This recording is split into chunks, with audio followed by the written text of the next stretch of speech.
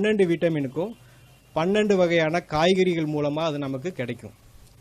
அந்த 12 காய்கறிகளுமே வந்து நம்ம ஊரினுடைய ரகத்தை சேர்ந்த நாட்டு காய்கறிகள். இப்போ மனித சமுதாயத்தையே ஆட்டி வைக்கக்கூடிய மிகவும் கேட்டாலே அதிர்றதில்லை அப்படிங்கிற மாதிரி நிறைய நோய்கள் இருக்கு இல்லையா, அதை வந்து நீங்கள் நினைக்கிற மாதிரிலாம் அவ்வளோ பெரிய விஷயம்லாம் கிடையாது. ரொம்ப ரொம்ப கேவலமான ஒரு மட்டமான விஷயம். அதை இவ்வளோ பெரிய பூதாகாரமாக அதை கொண்டு வரத்துக்கு எந்த அர்த்தமும் இல்லை.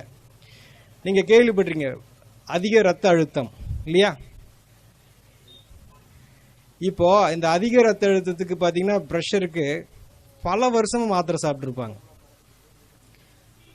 அப்போ இந்த ரத்த அழுத்தத்தை குணப்படுத்துவதற்கு ஏதாவது ஒரு முறை இருக்கா அப்படின்னா அது ஒரு மிகப்பெரிய ப்ராசஸ்.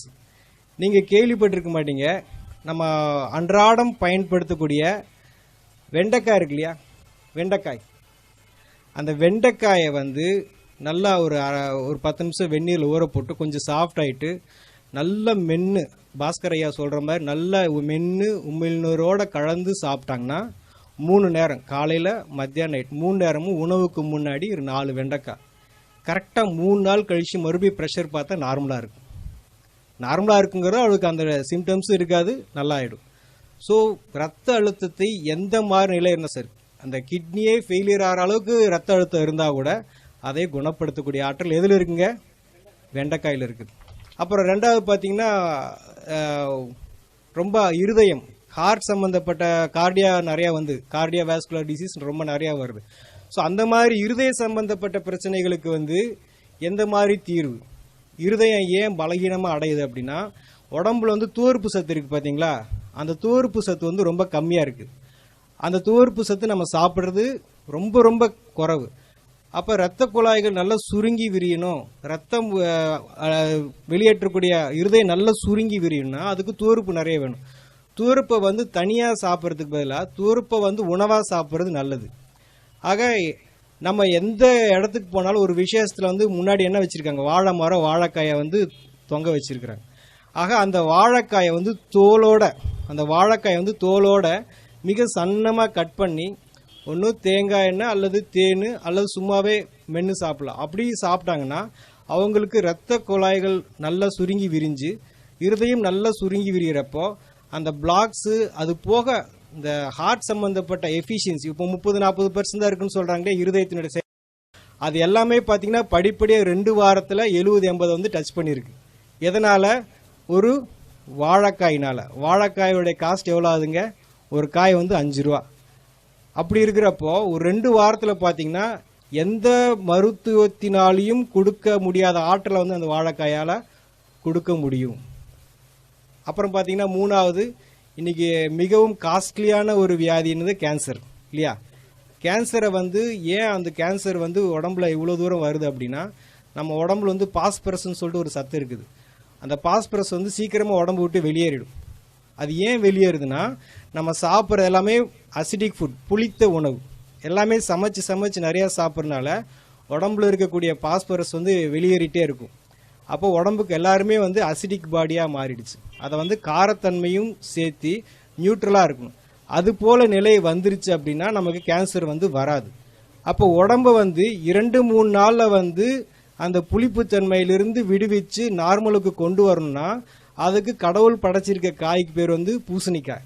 இந்த வெள்ளை பூசணிக்காயை அந்த தோலோட, அந்த மேல் தோல் இருக்கு இல்லைங்களா, அந்த தோலோட நல்லா மிக்சியில் போட்டு அரைச்சி அதை வடிகட்டி ஜூஸ் குடிக்க என்ன ஆகும்னா கொஞ்சம் கொஞ்சமாக அந்த கேன்சர் அல்சருங்கிறது என்ன ஆகுங்க, புண்ணு ஆற ஆரம்பிச்சிடும். அவங்க கேன்சர்லேருந்து வெளியில் வந்துடுவாங்க. வெளியில் வந்துக்கிட்டு இருக்கிறாங்க, வெளியில் நிறைய பேர் வந்திருக்காங்க. எதனாலிங்க? ஒரு வெள்ளை பூசணிக்காய். வெள்ளை பூசணிக்காய் எவ்வளோ இருக்குங்க? அதிகபட்சம் 10 ரூபாய்க்கு இருக்கும். அந்த பாட்டிலாம் உழவர் சந்தையில் உட்காந்துருப்பாங்க, பாவமாக இருக்கும், யாரும் சரியாக வாங்க மாட்டாங்க, மிச்சத்தை எரிச்சிட்டு எப்படி வேடிக்கை பார்த்துட்டு இருப்பாங்க. அவ்வளோ பெரிய ஆற்றல் வந்து வெள்ளை பூசணிக்காயில் இருக்குது. இன்றைக்கி நம்ம கேட்டிருக்கிறோம், நிறையா வந்து டயாலிசிஸ் பண்ணிகிட்டு இருக்கிறாங்க, வாரத்துக்கு ஒரு தடவை, வாரத்துக்கு 2 தடவை. அதுக்கு கொடுக்கக்கூடிய அமௌண்ட்டு, உடல் உழைப்பு இதெல்லாம் இருக்குது பார்த்தீங்களா? இந்த உடம்புல நீர் சரியாக பிரியவில்லை, உடம்புல இருக்கக்கூடிய நீர் சரியாக வெளியேறலை. அந்த ஒரு சூழ்நிலை, அது நெஞ்சில் இருக்கலாம், தலையில் இருக்கலாம், வயிற்றில் இருக்கலாம், காலில் இருக்கலாம், அத்தனை இடத்துல வந்து நீர் கோர்த்துருக்கும். அந்த நீரை வெளியேற்றுவதற்கு உலகத்தில் கடவுள் படைச்சிருக்கிற காய் வந்து கத்திரிக்காய். கத்திரிக்காய் வந்து உடம்பில் இருக்கக்கூடிய எந்த மாதிரி ஒரு நீராக இருந்தாலும் வெளியேற்றிடும். அந்த அதை எப்படி பண்ணலான்னா, ஒரு 2 கத்திரிக்காயை 2 தக்காளியை வந்து ஒரு அரை மணி நேரம் வெந்நீரில் ஊற வச்சுட்டு நல்லா மிக்சியில் அடித்து வடித்து ஜூஸை குடிக்க என்ன ஆகுனா சிறுநீர் பிரிய ஆரம்பிச்சிடும். ஸோ அவங்களுக்கு யூரிக் ஆசிடோ கிரியேட்டினோ எதுவாக இருந்தாலும் கொஞ்சம் கொஞ்சமாக வந்து ரிவர்ஸ் ஆகும். இந்த கத்திரிக்காயை நம்ம ரெகுலராகவே வாழ்க்கையில் பயன்படுத்திகிட்டே இருந்தேன்னா நமக்கு வந்து இந்த கிட்னி ஃபெயிலியருங்கிற நிலை வந்து நமக்கு வராது. அவ்வளோ சிறப்பான காய் வந்து கத்திரிக்காய். அப்போ அதுக்கு நாம் எவ்வளோ ஸ்பெண்ட் பண்ணுறோம் அப்படின்னா அதுவும் பெரிய விஷயம் இல்லை. பீன்ஸ் காஸ்ட் கொடுக்குற அளவுக்குலாம் அதெல்லாம் அவ்வளோ பெரிய விஷயம் இல்லை. இது நடந்திருக்கு. நான் பேசிகிட்டு இருக்கிறது வந்து இது கதையோ அல்லது புஸ்தகத்திலேருந்து பேசுகிறதோ தீரியோ கிடையாது. இப்போ சொல்லிகிட்டு இருக்கிறது எல்லாமே சம்பவங்களை தான் வந்து உங்களோட வந்து ஷேர் பண்ணிகிட்டு இருக்கிறோம். ஏதோ போட்டிருக்கிறாங்க அதை நெட்டில் பார்த்ததில்ல அப்படிலாம் கிடையாது. ஒவ்வொரு விஷயத்தையும் சம்மந்தப்பட்ட அனுபவத்தோடு நம்ம இங்கே பேசிகிட்டு இருக்கிறோம். இப்போ நீங்கள் நிறைய கேள்விப்பட்டிருங்க, நியூராலஜிஸ்ட் நரம்பு சம்மந்தப்பட்ட டாக்டர். அப்போ நியூராலஜிஸ்ட்டுக்குன்னு நம்ம வந்து இன்றைக்கி பார்த்திங்கன்னா நிறைய உருவாகிட்டே இருக்கிறாங்க. இந்த நிகழ்காலத்தில் பார்த்திங்கன்னா உடம்புல ஸ்ட்ரெஸ் அதிகமாகி என்ன அழுத்தங்கள் காரணமாக நரம்புகள் பலகீனமாகுது. தலைவலி, பேரலிசிஸு, பக்கவாதம் இது மாதிரி வருது. மெயினாக லேடிஸ்க்கு வந்து ஸ்ட்ரெஸ் ஜாஸ்தியாக இருக்குது மென்சஸ் டைம்லலாம். ஸோ இந்த மாதிரி இந்த நரம்புகளுடைய பலகீனம் உடம்புல பல விதத்தில் தெரியும்.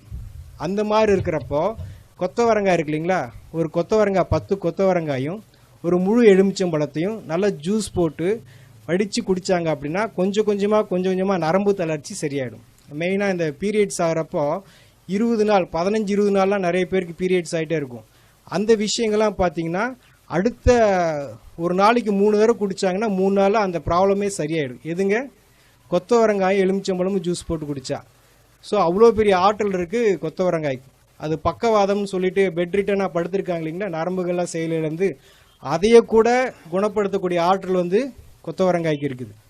அப்புறம் பார்த்தீங்கன்னா நிறைய பேருக்கு தூக்கம் இல்லாமல் தவிக்கிறாங்க இல்லைங்களா, தூக்கம் இல்லாமல் நிறைய செடேஷன் டேப்லெட்ஸ்லாம் போட்டுக்கிறாங்க. அதுபோல் எந்த மாதிரி நிலையில் இருந்தால் கூட இந்த புடலங்காய் இருக்கு இல்லையா, புடலங்காயை வந்து விதையோட நல்லா மிக்சியில் போட்டு ஜூஸ் அடித்து அதை வடித்து கொடுக்கலாம், இல்லை அப்படியே குடிக்கலாம். அந்த மாதிரி இரவு சமயத்தில் குடிக்க என்ன ஆகுனா ஆட்டோமேட்டிக்காக மன அமைதியாகிடும். ஒரு மனிதன் தண்ணி இல்லாமல் இருக்கலாம், சாப்பாடு இல்லாமல் இருக்கலாம், ஆனால் தூக்கம் இல்லாமல் வாழக்கூடாது. அந்த மாதிரி தூக்கமின்மையை வந்து மிக அற்புதமான முறையில் எந்த விதமான செலவு இல்லாமல், பெரிய அளவில் செலவு இல்லாமல், மிக எளிய முறையில் சைடு எஃபெக்ட் இல்லாமல் குணப்படுத்துறதா இது புடலங்காய். அடுத்து பார்த்திங்கன்னா நம்ம குடல் இந்த தசைகள்லாம் பார்த்தா ரொம்ப பலகீனமாயிருது. ஸோ அந்த பலகீனம் காரணமாக பார்த்தா கர்ப்பப்பை இறங்கிருச்சு, குடல் இறங்கிருச்சு, கேள்விப்பட்டிருக்கீங்களா? இதெல்லாம் நம்ம கேள்விப்பட்டிருக்கிறோம். அப்போ அந்த உடம்புல இருக்கிற தசைகள் வந்து ஸ்ட்ரென்த் கிடையாது. இப்போ இந்த ஏதோ ஒரு பொருளை பிடிச்சி தூக்குனா அதுக்கு வந்து பலம் வேணும் இல்லையா, அந்த பலம் இல்லாதனால அதெல்லாம் இறங்குது. ஸோ உடம்பை ஸ்ட்ரென்த் பண்ணுறதுக்கு, தசைகளை ஸ்ட்ரென்த் பண்ணுறதுக்கு என்ன காய்னா அரசாணிக்காய், நம்ம வச்சிருக்கிற மஞ்சள் பூசணிக்காய். இந்த மஞ்சள் பூசணிக்காய் என்ன பண்ணுதுன்னா நம்ம தசைகளுக்கு வலுவூட்டுது. ஸோ அந்த மஞ்சள் பூசணிக்காயை வந்து சின்னதாக கட் பண்ணி மென்று சாப்பிட்லாம். பல்லு இல்லாதவங்க ஜூஸ் போட்டு குடிக்கலாம். அந்த மாதிரி குடிக்கிறப்ப இந்த குடல் இறக்கம், கர்ப்பப்பை இறக்கம் எல்லாமே, ஷோல்டர் இறங்குறது எல்லாமே வந்து படிப்படியாக வந்து அந்த இடத்துல வந்து செட் ஆகிடும். ஸோ அதுக்கு நம்ம இது வரைக்கும் இதுக்கெல்லாம் தீர்வு இல்லைன்னு நினச்சிட்டு இருக்கோம் இல்லையா, தீர்வு இருக்கா இல்லைங்களா? நான் இப்போ பேசிகிட்டு இருக்கிற எல்லாமே வந்து பார்த்தீங்கன்னா நீங்கள் அந்த பொருளை எந்த விதத்துலையும் வேக வைக்கிறதோ வறுக்கிறதோ இல்லாமல் அப்படியே சாப்பிட்றது. நீங்கள் அதை ஏதாவது பண்ணிங்கன்னா கண்டிப்பாக அது உங்களுக்கு 1% கூட நமக்கு பயன்படாது. எந்த ஒரு 0.5% கூட நமக்கு பயன்படாது. நீங்கள் அந்த பொருளை அதை அப்படியே தான் சாப்பிடணும்.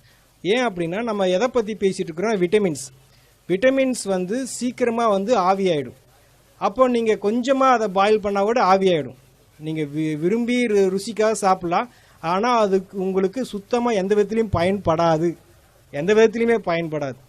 அப்புறம் நம்ம நிறைய கேள்விப்பட்டிருக்கிறோம், என்னது கொலஸ்ட்ரால் அப்படிங்கிறது ஒரு சகஜமாக எல்லாருக்கும் இருக்கக்கூடிய ஒரு விஷயமாயிடுச்சு. இங்கே இருக்கிறவங்களுக்கு எடுத்து பார்த்தா 70%க்கு நெகட்டிவாக தான் கொலஸ்ட்ரால் இருக்கும்.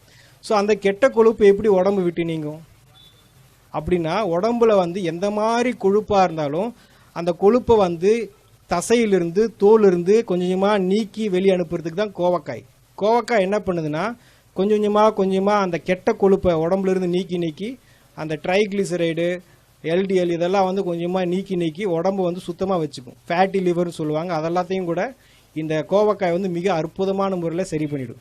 ஸோ கொலஸ்ட்ராலுக்கு ஒரு தீர்வு கிடைச்சிருச்சா. அப்புறம் உடம்புல சொரியாசிஸ் சொல்லுவாங்க இல்லையா, மிக கடுமையான வியாதி, பயங்கரமான தோல் சம்மந்தப்பட்ட பிரச்சனை. அந்த மாதிரி சொரியாசிஸ்க்கு வந்து ட்ரீட்மெண்ட்டில் நிறைய பேருக்கு சர்ஜரி லெவலில் போகிறாங்க. அந்த மாதிரி சர்ஜரியெலாம் இல்லாமல் சாதாரணமான முறையிலே வந்து சரிப்படுத்துறது தான் வந்து கோவக்காய். கோவக்காய்க்கு மீறின ஒரு பொருள் கிடையாது. இந்த வெள்ளையாக இருக்குல்லையா, ஒயிட்லலாம் வெள்ளை வெள்ளையாக பேச்சஸ் வருது. இந்த மாதிரி வெள்ளையாக இருக்கக்கூடிய பேச்சஸ்க்கு கூட இந்த கோவக்காயை சாப்பிட்டு மீண்டும் அந்த கலர் வந்திருக்கு. கோவைக்காய் அதோட கோவை இலை கிடச்சா அதோட ரொம்ப சிறப்பு. சரிங்களா. கொலஸ்ட்ராலுக்கு சரி, இந்த மாதிரி ஸ்கின் ப்ராப்ளத்துக்கு எல்லாத்துக்குமே கோவக்காய் நல்லா கேட்கும். அடுத்து பார்த்தா சுவாசத்தில் நமக்கு வந்து சரியான ஆக்சிஜன் பற்றாக்குறை இருக்கிறனால தான் இந்த ஆஸ்துமா, வீசிங் இதெல்லாம் வருது. ஸோ அந்த மாதிரி சுவாச சம்பந்தப்பட்ட பிரச்சனைக்கு உடம்புல அதிகமான ஆக்சிஜன் பிராணனை கொடுக்கக்கூடியது தான் வந்து முருங்கை இலையை கீரையை ஜூஸ் போட்டு குடிக்கலாம். அல்லது முருங்கை விதை இருக்குது பார்த்தீங்களா, அது முத்துன முருங்கை விதையை வந்து எண்ணெய் பசை இருக்கும், அதை வந்து அப்படியே வாயில் பபுள்கம் மாதிரி சப்பி சாப்பிடணும்.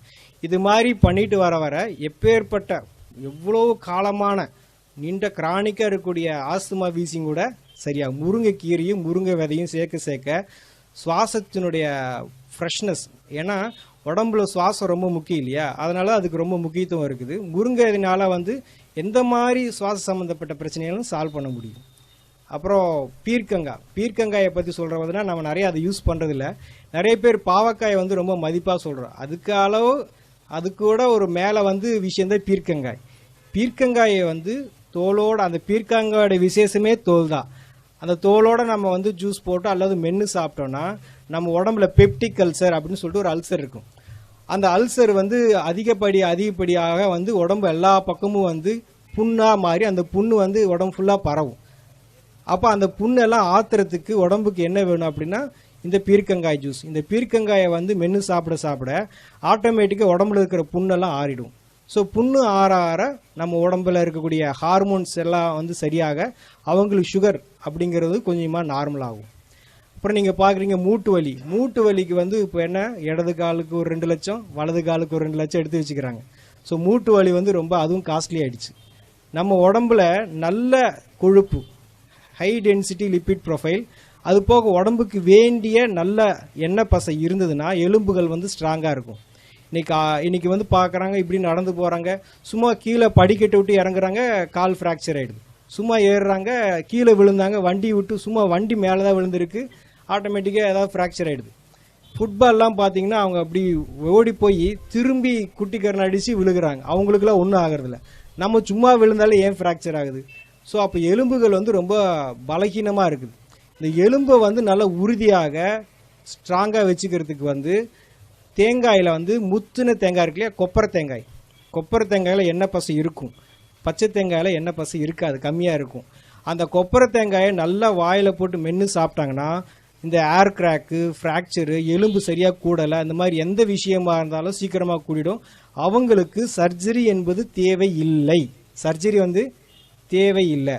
அப்புறம் பார்த்தீங்கன்னா ரீசெண்டாக பார்த்தீங்கன்னா நிறைய பேருக்கு வந்து இப்போ இருக்கக்கூடிய இளைய தலைமுறை லேடிஸ்க்கு பார்த்தீங்கன்னா தைராய்டு அது ரொம்ப ஃபேமஸ் ஆகிடுச்சு. யாரை கேட்டாலும் எனக்கு தைராய்டுன்றாங்க. ஆக உடம்புல வந்து ஒரு சுரப்பி ஹார்மோன் வந்து இம்பேலன்ஸ் ஆகுது. அந்த ஹார்மோன் இம்பேலன்ஸுக்கு என்ன காரணம் அப்படின்னா கால்சியம் வந்து சரியான விதத்தில் செயல்பாடு இல்லை, அதிகப்படியாக வேலை செய்யுது, இல்லைன்னா குறைய வேலை செய்யுது. இந்த கால்சியத்தை சீரமைக்கக்கூடிய பணியை செய்கிறத யார் அப்படின்னா எலுமிச்சம்பழம். நம்ம நினச்சிட்டு இருக்கோம் எலுமிச்சம்பழம் ஜூஸ் நல்லது அப்படின்னு, கிடையாது. நீங்கள் குடிக்கக்கூடிய அந்த எலுமிச்சம்பழம் ஜூஸ் வந்து சுத்தமாக யாருக்குமே பயன்படாது. எலுமிச்சம்பழம் தோல் இருக்குது பார்த்தீங்களா, அதில் தான் ஊட்டச்சத்து இருக்குது. எலுமிச்சம்பழத்தை தோலோட மிக்சியில் ஜூஸ் போட்டு அடித்து குடிக்கலாம், அல்லது தோலை மட்டும் கொஞ்சமாக வாயில் மென்று சாப்பிட ஹார்மோன் இம்பேலன்ஸ் வந்து சரியாகும்.